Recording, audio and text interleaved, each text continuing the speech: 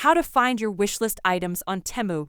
Hey guys, in today's video, I'm going to show you how to easily find your wishlist items on the Temu app, if you've saved items and want to view them again. So, let's get started. First, open the Temu app on your phone. Tap on the profile icon at the bottom to access your profile.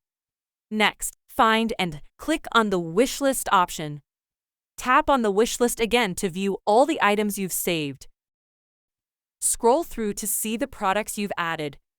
If you want to purchase an item, tap on it to open the product page.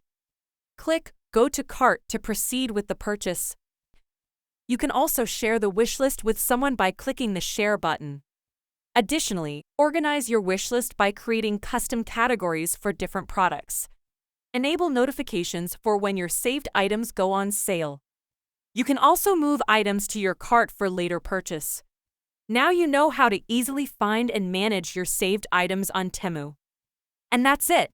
Make sure to hit the like button, share, and subscribe for more helpful tutorials. See you in the next video.